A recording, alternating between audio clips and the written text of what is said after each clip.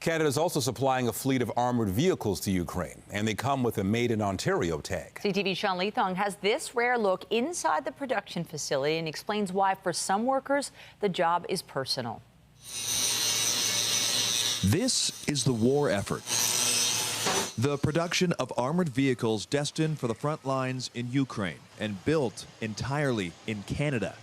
We truly believe that these vehicles are extremely needed in Ukraine. Roman Shimonov is the CEO of Roshel, creator of the Senator Armored Personnel Carrier, giving us a tour of their Mississauga facility.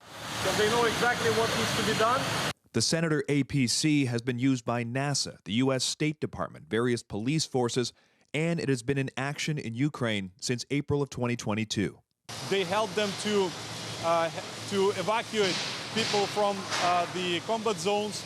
They take part in reconnaissance and surveillance operations. Last week, the Canadian government committed 200 of Rochel's Senator Armored Personnel Carriers to Ukraine. With its ballistic steel and 100mm glass windows, they were requested by the Ukrainian military at a cost of $90 million to Canada. In this department, they're building the floor. Shimonov is eager to show how the vehicles are built entirely in-house, without relying on the supply chain, allowing Roshel to build fast. The biggest challenge is to make sure that all of the components will be ready on time so we can produce 4 vehicles every day. Shimonov says there's much more at stake than just filling an order. His wife is Ukrainian, and most of the people here are Ukrainian refugees. Since the start of the war, Roshel has hired 80 Ukrainian refugees. Like 68-year-old Volodymyr Mosayev, a welder by trade, he was visiting family in Canada when war broke out, so he stayed and applied for a job. I used to build ships in shipyard, and now I build armored personnel carriers.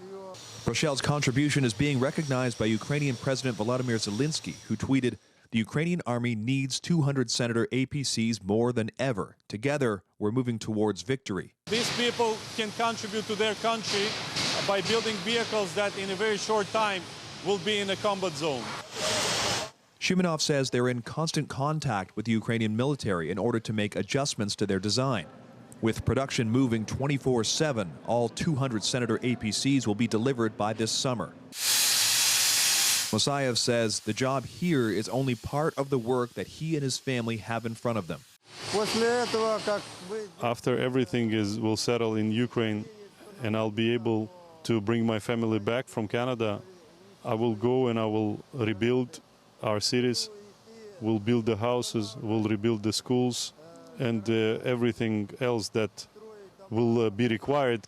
Until then, the work, the war effort, continues. Sean Leathong, CTV News.